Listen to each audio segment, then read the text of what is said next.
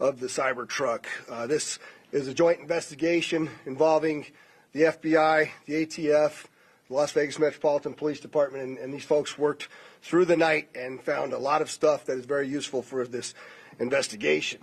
As you look at this Cybertruck here, we had to transport this down to our fleet services so that we could really get through this thing. And I remind you that the subject inside wasn't able to be removed for a very long period of time because he was burnt beyond recognition.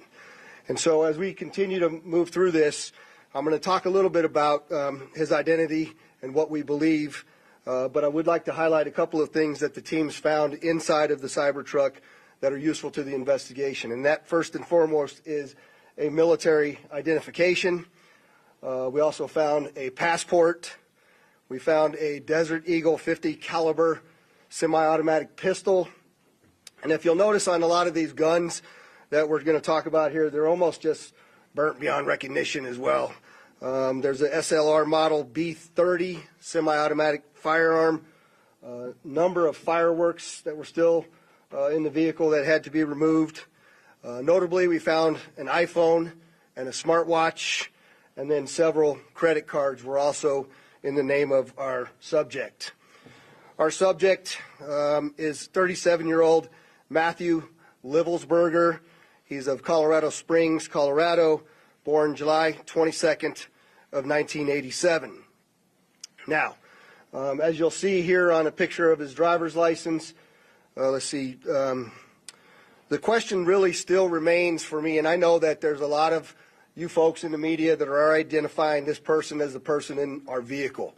As I mentioned to you already, his body is burnt beyond recognition, and I do still not have confirmation 100% that that is the individual that was inside of our vehicle.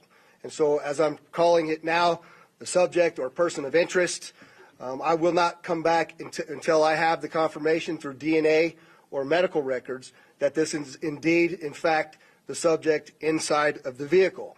Now, further complicating this identification of this individual, we also discovered through the coroner's office that the individual had sustained a gunshot wound to the head prior to the detonation of the vehicle. One of the handguns was found at his feet inside of the vehicle. Obviously, in how we're trying to identify him, and I'm feeling comfortable to give you this information, is a tremendous amount of substantial evidence to include he rented the Turo vehicle. There are 2 tattoos, one of which was on the stomach and one of which is on the arm, that we can see bits and pieces of it as in comparison to what it is that we now know he had on his body. That has given us a lot of confidence that this is, in fact, the same person, as well as the clearly obvious, which is the credit cards, the military identification, the passport. And then furthermore, as you'll see here in just a very short period of time, we tracked his movements from Colorado to Las Vegas, and in a number of the photographs that we were able to determine, he was the individual that was driving the vehicle. And also, I'd like to iterate this point to you. We still have only ever seen him in this vehicle, and we're not aware of any other subjects involved in this particular case. Now, I would like to acknowledge a couple of things because I know what's going on in the social media world, and there are a number of things in this case that are similar to the attack in New Orleans. We do know that our subject here served in the military. In fact, he's a current member of the military. Both of the subjects served at Fort Bragg, North Carolina. What we do know about that is it's a very large military base, and we have no record that they served in the same unit or even at the same years at Fort Bragg, something that continues to remain under investigation. I also know that they both served in Afghanistan in 2009. We don't have any evidence that they were in the same province in Afghanistan, the same location, or the same unit. Again, something else that remains under investigation. And we also know, of course, that they both used the rental company Turo to rent their vehicles. As far as his military background, it's been confirmed by DOD that he was indeed in the United States Army. He was also a Green Beret operations sergeant who spent most of his time at Fort Carson, Colorado, and in Germany. He was on approved leave from Germany, where he was serving with the 10th Special Forces Group. He was also previously in the National Guard and the Army Reserve. I'd like to point out to you that through exceptional joint investigative effort, we've gotten to a place where we believe we can show you his route to Las Vegas from Colorado, and Carlos will put up the map there for you. And we know that he rented the Cybertruck in Denver on December 28th. We tracked his movements through the Tesla charging stations to Monument, Colorado on December 30th. On the 31st of December, the truck was charged in Trinidad, Colorado, Las Vegas, New Mexico, and Albuquerque and Gallup, New Mexico. On January 1st, the truck was charged in Holbrook, Flagstaff, and Kingman, Arizona. We last tracked the truck in Kingman at 05:33 yesterday morning. The truck was first spotted in Las Vegas at 7:29 a.m. yesterday. And Carlos will pull up a picture of the truck pulling onto Fashion Show Drive here. And that picture was observed at about 7:34 a.m. We know that he pulled into the Trump Valet, and I believe we have a video of that. You can see the Cybertruck highlighted there.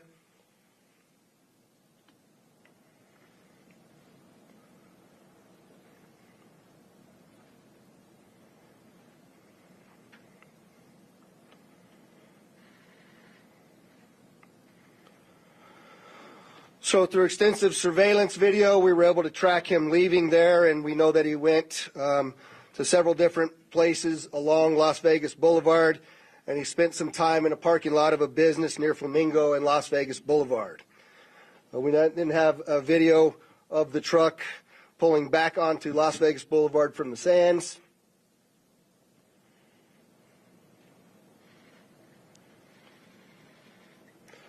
See that there? That's north on the boulevard from Sands at 8:39, where he then immediately heads to the Trump Hotel, pulls into the valet area, and as of course you all know, the explosion occurs within 17 seconds of his arrival at the valet. There's some additional investigative updates that are going to be provided to you by a couple of the other speakers here, the first of which will be our Special Agent in charge of the FBI local office, Spencer Evans. Spencer? Good morning. My name is Spencer Evans. I'm the Special Agent in charge of the FBI's Las Vegas Division. As the Sheriff mentioned, we've been working through the night with our partners, the Las Vegas Metropolitan Police Department and other agencies, to gather all the facts and determine a motive to what was initially reported to the FBI as a bombing incident, to which our Special Agent bomb techs and others responded. Obviously, we're always concerned in these sorts of events to ascertain what the motive is. We understand that's at the forefront of everyone's thoughts. And so looking into exactly what the motivation is remains our number one priority. This is why the FBI's Joint Terrorism Task Force has been brought into play. The Joint Terrorism Task Force, most important part of that acronym is joint. It is done in concert with our partners, which are comprised of more than a dozen investigative agencies here throughout the state of Nevada. We've been working hand in glove, side by side, tirelessly to determine, is there any ongoing threat to the public, to identify the subject, to determine any potential connection to other events going on in the world, most notably in New Orleans, and then obviously to determine if there's anything else that we need to be tracking down. At this time, as the sheriff's pointed out, we feel that the subject has been identified, although not conclusively, waiting for DNA evidence on that front. However, we do feel like we have the subject identified, and at this time there is no information about additional subjects that the FBI is tracking on.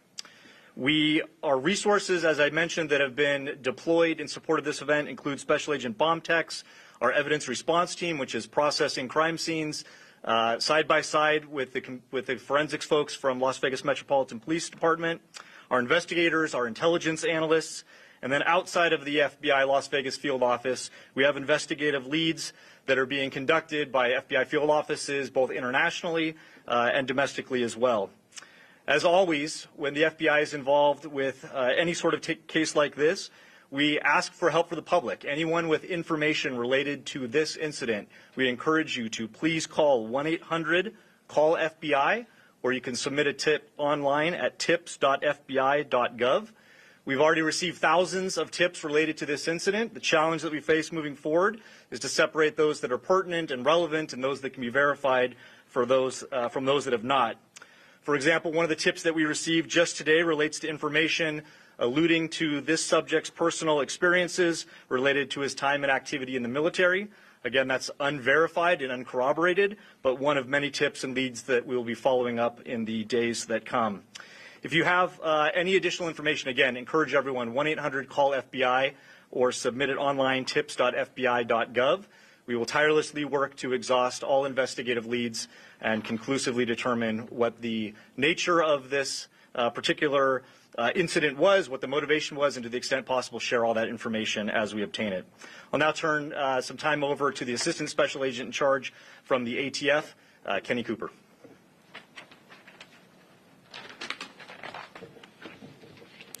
Good morning, everybody. My name is Kenny Cooper. I'm the Assistant Special Agent in charge of ATF San Francisco Field Division. ATF is bringing our expertise in post-blast investigations and our crime gun intelligence to specifically assist in this investigation. I will tell you that our Special Agent bomb techs are working with FBI and with Las Vegas Metro and sifting through that post-blast debris to find components and investigative leads that will derive from that evidence process. We're too early into that investigation process to give any determination as far as how this device was initiated. I will say that we do know that the components primarily consist of fireworks, mortars, aerial shells, and are all consumer fireworks. Nothing commercial grade has been discovered at this point, and we've identified some fuel enhancers like the Coleman fuel and VP Racing fuel and some explosive targets that can be purchased at any sporting goods store. We've also, as the sheriff mentioned, we've identified 2 semi-automatic handguns recovered from the Tesla. We have successfully traced those firearms, and I can tell you that Matthew Livesberg lawfully purchased both of these firearms on December 30th, 2024. We have agents following up those investigative leads. We know exactly where those firearms were purchased, and we will share any developments from those leads as they come in. Thank you.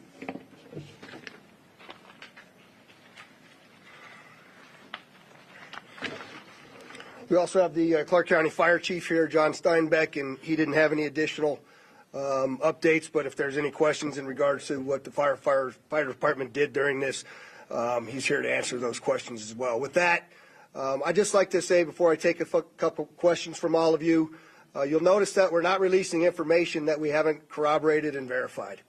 We're very well aware of all of the things that are going around on social media. But that's just the way we're going to conduct this investigation. We're not putting it out until we can tell you for a fact what information it is that we're putting out. And so we're going to continue to do that, but I'm also confident to tell the Las Vegas community and this great nation that we don't believe there's any further threat from this subject or anybody associated to him here in Las Vegas. With that, Denise, I saw you had your hand up. If you could just identify yourself, please. Did this suspect have any other connection to Las Vegas? Had he ever been here before, or any reason to be here?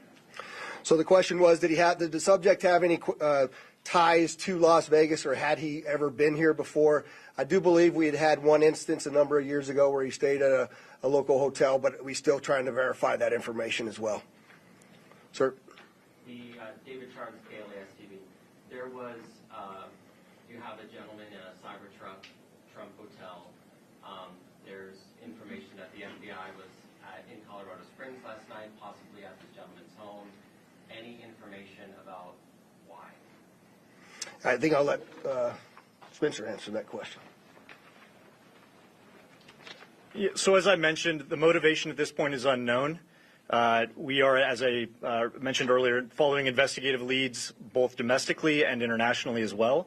And so that includes search warrants and witness interviews, collecting forensic information, and basically trying to compile the facts. And so there's investigative activity taking place literally around the globe, trying to determine what the potential nexus is. But at this time, at this particular moment in time, as the sheriff aptly said, we have to focus on what we know and what we don't know. We know we have a bombing, absolutely, and it's a bombing that certainly has factors that raise concern. It's not lost on us that it's in front of, of the Trump building, that it's a Tesla vehicle, but we don't have information at this point that definitively tells us or suggests it was because of this particular ideology or any of the reasoning behind it. That's the purpose of the investigation that we're conducting, is to get to the bottom of exactly what happened, why, and how. Sir. Tim Caputo with KBC in Los Angeles. You mentioned a number of similarities between this case and the one in New Orleans. How far in the investigation process do you guys go to try to rule out that they are connected, knowing that you already have a couple things that seem to connect them together? So the question is how are we working to rule in or rule out any connections to the New Orleans event? And the answer to that is every tip and lead that comes in, every piece of evidence that comes in, we don't discount it. We work it through. It's a interesting thing during these kinds of investigations that if these turn out to be simply similarities, very strange similarities to have. And so we're not prepared to rule in or rule out anything at this point. There's lots more for us to do in this investigation. We haven't even gotten into the phones or the computers, which are usually very, very instructive and informative to us as we investigate. And we've got a lot more work to do to trace him, to see the stores that he went to rule out anybody else. Lots of investigative work to do, and we're just trying to give you an update on what we know now. That is factual. Was the gunshot wound to his head self-inflicted? We believe the question was the gunshot self-inflicted, and we do believe it was, since he was the only person in the vehicle, and it occurred immediately prior to the vehicle blowing up. Back there, sir? Yes, sir. Morgan Chesky, ABC News. With the evidence you've seen so far, are you comfortable now calling this a suicide mission? The question is, am I comfortable calling it a suicide mission? I'm comfortable calling it a suicide with the bombing that occurred immediately thereafter. I'm not giving it any other labels. And with the friends and family you've spoken to so far, have they shared any prior red flags? The question is, did we have any of the family members share any particular red flags? Again, I'll go back to what I know is circulating on social media, but none of that has been verified at this point. And final question, real quickly. All the components you found inside the Cybertruck, were they all purchased in Colorado? The question is, were all the components found inside of the Cybertruck purchased in Colorado? And I don't know the answer to that. That's part of why we're doing the extensive part of the investigation. Associated Press. Can you talk a little bit about the security measures you have in place at the hotel now? So, as you all know, we had just successfully completed a New Year's Eve event where hundreds of thousands of people come to Las Vegas. I've extended our posture just like it is for a New Year's Eve event where I have thousands of police officers that are working day in and day out. Obviously, dozens and dozens of people that are working on this investigation as well. We'll continue to look at what that security posture looks like, but I'm confident in the safety of our community as we move forward. Go ahead in the middle there. Channel 13 here in Las Vegas, ABC. Did Luxembourg have any sort of criminal record at all? And also, do you know when that Turo vehicle was rented? The question was, is there any criminal record? None that I'm aware of. That has not been brought to my attention that he had a criminal record. And I said that the Cybertruck was rented on December 28th in Denver, Colorado. Right here? Hi, Stephanie Price, Fox News. Hi. Hi. Have you guys been able to verify that he checked into the Resort World Hotel the day before this? The question is, do we know if he checked into the Resorts World the day before this? I'm not aware of that information. Sir? Mike Allen, Fox 5 Vegas. You mentioned increased security presence at the Trump International. Is that going to extend further along the Strip, or is it just there? And how long do you anticipate that? The question is generally about the security posture, and that's entirely our entire community, not only Fremont Street and the Strip, but surrounding neighborhoods as well, just to make sure that we have the community feeling that level of safety that they need to feel after an event such as this. Right next to you there. Katie from the Las Vegas Review-Journal. How exactly were you guys able to use the charging stations to track the car's route? the question is, how were we able to use the tracking or the charging stations to track the vehicle all the way through? And I'm not exactly sure how to answer that question just yet. I know that there's some capability by being able to determine that the car is connected to the charger. One of the things that we're looking for is anybody that may have been at the charging location at the same time. We're looking to try to identify them because their vehicles would have also had cameras that would have taped anybody in and around them. We're trying to get people that may have been in the same locations at the same time that have video on their vehicle that could provide that video to us as well. I'll take two more. Go ahead. Can you talk about the damage being contained by the Cybertruck itself, and do you think that plays into whether he was aiming to hurt others or was it a public suicide? Yeah, the question is about the Cybertruck and the lack of damage to the Cybertruck and containing the explosion. Carlos, if you could put that truck back up there, it might be helpful. But, you know, you'll see if you look on the outside of that vehicle, it's hard to tell from that photograph. But other than the windows being gone, that's a bit more disassembled than it was at the scene, and the back area being blown off. There's no evidence of physical damage to the sides of that vehicle. And so the explosion that was in that vehicle sort of vented out and up, but it didn't even damage the glass doors at the trunk. So I'm not sure what that means. I also know that there's a number of unexploded pieces of the things that he had inside of that vehicle. And so I just don't think that it was done as well as he was expecting it to be done. But go ahead. Sophia Rodriguez with Univision Vegas. I was wondering, were you able to recover the video from the Cybertruck, or was that destructive? So the question is, are we able to recover the video from the Cybertruck? And many of you may know that those Cybertrucks contain a tremendous number of cameras. Mr. Musk has sent out a number of his folks that will be arriving here this afternoon with the intent to try to capture the part of that captured all of the video from inside of the truck. Sir? Just quickly, you had mentioned a number of the components in the back of the truck that did not go off. Maybe this is a better suited question for ATF, but when it comes to the rudimentary nature of the bomb, I think we mostly think of a bomb that is connected. This seems like individual kind of incendiary and combustible components put together. Can you speak to how you think this is a bomb, or was it just several pieces of things that might blow up and might explode that were just lit and gone off at the same time? Yeah, I'll tell you, it does appear that it was. I just want to be careful with my language here, but the level of sophistication is not what we would expect from an individual with this type of military experience. That most of that the materials inside that Tesla were fuel to help fuel a greater explosion.